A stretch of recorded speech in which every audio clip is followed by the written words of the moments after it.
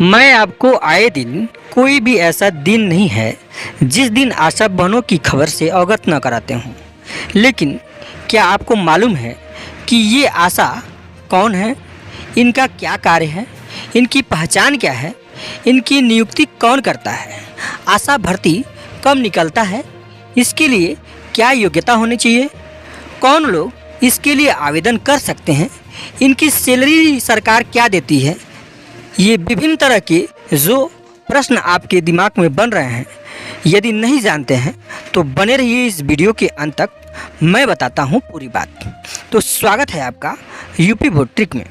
आशा कार्यकर्ता नाम से तो हम सभी परिचित हैं, लेकिन क्या हम जानते हैं कि ये कौन है, ये कैसा कार्य करती हैं, इनका चयन कैसे होता है, इनका वेतनमान क्या है, साथ ही ग्रामीण जन समुदाय को स्वास्थ्य सेवा प्रदान करने वाली इस आशाओं की खुद की स्थिति कैसी है और कितना संघर्ष है उनके जीवन में।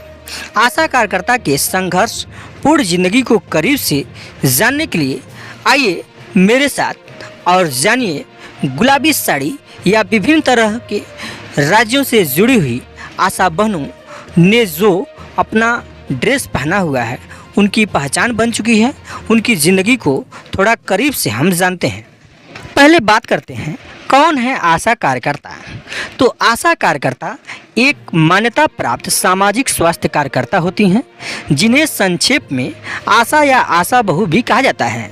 आशा भारत में स्वास्थ्य और परिवार कल्याण मंत्रालय द्वारा नियुक्ति जननी सुरक्षा योजना से संबंधित एक ग्रामीण स्तर की कार्यकर्ता होती हैं, जिनका मुख्य कार्य स्थानीय स्वास्थ्य केंद्र के माध्यम से गरीब महिलाओं को बेहतर स्वास्थ्य संबंधी सेवाएं प्रदान करना है। देखने सुनने में आशा का काम जितना आसान लगता है, वास्तव में वो उतना होता नहीं है।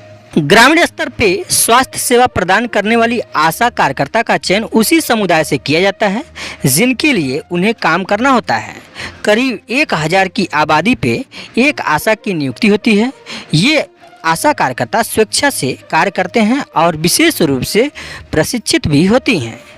कुपोषण की बात करें तो पोलियो के साथ साथ अब कोरोना जैसी महामारी के खिलाफ भारत की लड़ाई में सबसे आगे रहने के बावजूद हेल्थ वर्कर कम्युनिटी में ये महिलाएं सबसे खराब वेतन पाने वालों में से एक हैं, क्योंकि इनके काम को स्वैच्छिक और पार्ट टाइम माना गया है।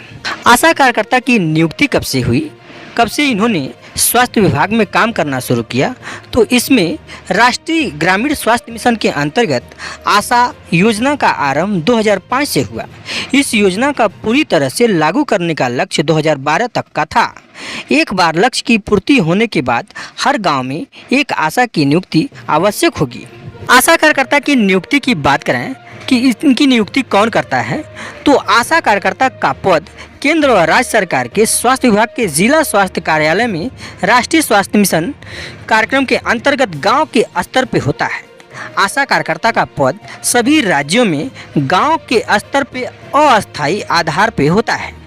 आशा कार्यकर्ता को विभिन्न स्वयं सहायता समूहों, आंगनबाड़ी संस्थानों, ब्लॉक नोडल अधिकारी, जिला नोडल अधिकारी, ग्राम स्वास्थ्य समिति और ग्राम सभा से जुड़े चयन की कठोर प्रक्रिया के माध्यम से साक्षात्कार और योग्यता द्वारा चुना जाता है।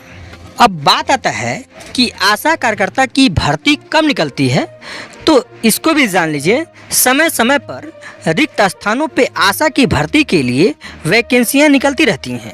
मुख्य जिला अधिकारी द्वारा नोटिस जारी किए जाने के बाद इस पद के लिए इच्छुक अभ्यर्थी अंतिम तिथि के पहले आवेदन भर सकते हैं।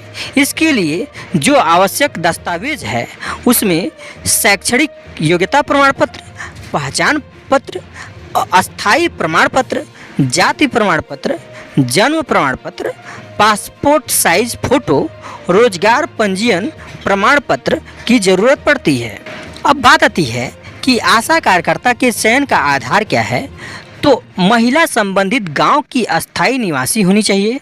प्राथमिकता के तौर पे तलाकशुदा या विधवा या विवाहित महिला जिनकी आयु 25 से 40 वर्ष हो चुनी जाती हैं।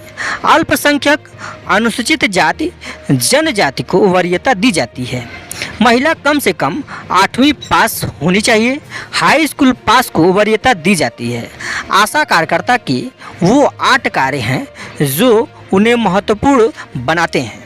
अब हम बात करें आशा कार्यकर्ता का कार्य क्या है, तो आशा का कार्य अपने कार्यक्षेत्र में ग्रामीण जनता को उपलब्ध सरकारी स्वास्थ्य सेवा की जानकारी देना, प्राथमिक सेवा उपलब्ध करवाना, जटिल केस को स्वास्थ्य केंद्र तक पहुंचने में मदद करना, स्वास्थ्य योजना बनाने में सहायता करना, ग्रामीण जनता को स्वस्थ पेयजल और शौचालय बनवाने में मदद करना जैसे कार्य आशा के सामान्य कार्यों के अंतर्गत आते हैं, जिन्हें मुख्यतः 8 वर्गों में बांटा गया है।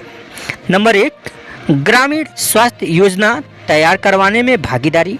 नंबर 2, स्वास्थ्य संबंधी में सुधार के लिए विचार विमर्श। नंबर 3, स्वास्थ्य कर्मियों एवं आंगनवाड़ी कार्यकर्ता के साथ संपर्क, सहयोग एवं तालमेल बिठाना। नंबर 4, एएनएम के साथ तालमेल। नंबर 5, स्वास्थ्य स्वच्छता एवं सफाई के मुद्दों पे परामर्श देना। नंबर 6, प्राथमिक चिकित्सकीय के देखभाल करना। नंबर 7, डिपो होल्डर यानी आशा गांव में सामान्य स्वास्थ्य सामग्री रख सकती हैं और उनसे सामान्य बीमारी का इलाज भी कर सकती हैं। इसके लिए आशा विशेष रूप से प्रशिक्षित की जाती हैं। नंबर 8, जन्म मृत्यु का रिकॉर्ड रखना और पंजीकरण करना। साफ शब्दों में कहें तो आशा कार्यकर्ता ग्रामीण जन समुदाय और स्वास्थ्य प्रणाली के बीच एक कड़ी का काम करती हैं। इनके कार्य को वैसे तो पार्ट टाइम माना जाता है, लेकिन असल में उनका काम 24 घंटे का होता है। अब दोस्तों बात आता है आशा कार्यकर्ता का मासिक वेतन क्या है। तो इतनी कड़ी और कठिन मेहनत के बाद भी इनका वेतन बहुत कम होता है। एक कार्यकर्ता को 1 महीने का वेतन 2000 से 5000 रुपये तक होता है। ये वेतन इस बात पर निर्भर करता है कि वो किस राज्य से हैं। एक आशा कार्यकर्ता की ज़्यादातर कमाई प्रोत्साहन राशि या इंसेंटिव के रूप में होती है। अगर आशा कार्यकर्ता की मेहनत देखी जाए तो उसकी तुलना में ये इंसेंटिव भी बहुत कम होता है। जैसे पूर्ण टीकाकरण के लिए 75 रुपये, बच्चे की मृत्यु की सूचना पे 40 रुपये और गर्भवती महिला के साथ सरकारी अस्पताल पे ले जाने के लिए 300 से 600 रुपये मिलते हैं। अगर बच्चा ना बचे या महिला निजी अस्पताल में भर्ती हो जाए तो ये इंसेंटिव के रुपये भी आशा कार्यकर्ता खो देते हैं। अच्छा, इतना काम करने के बावजूद इनको कुछ चुनौतीपूर्ण काम भी मिलते हैं। जैसे आशा कार्यकर्ता का काम खुद में बेहतर चुनौतीपूर्ण होता है।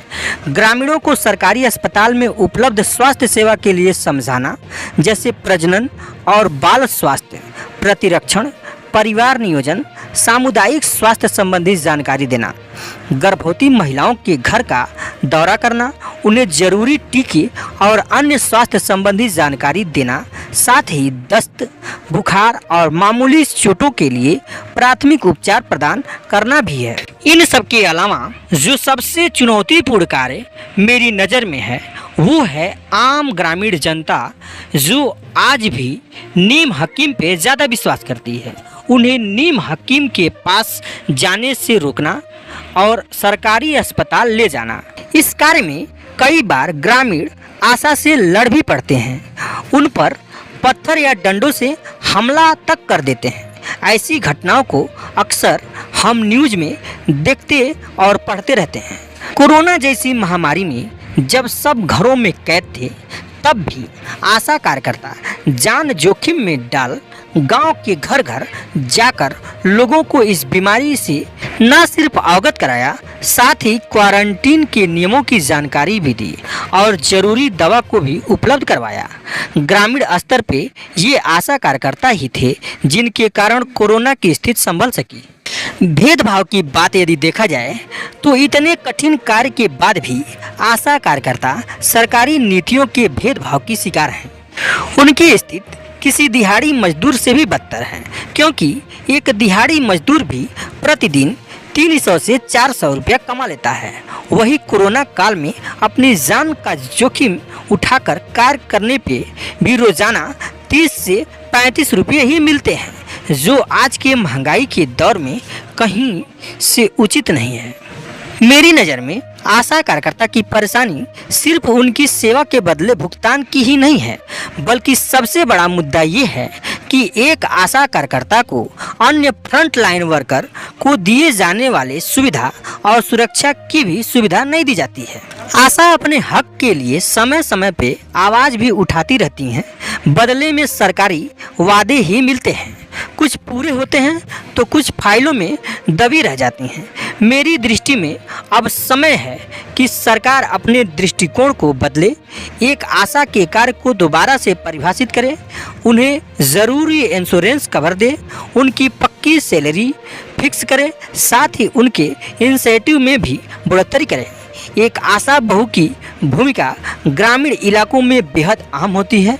इस बात से कोई भी इनकार नहीं कर सकता कि सरकार कितनी योजना बना ले, लेकिन ज़मीनी स्तर पे काम किए बिना उन योजनाओं को सफल नहीं किया जा सकता, जिसके लिए आशा 24 घंटे ड्यूटी पे रहती हैं।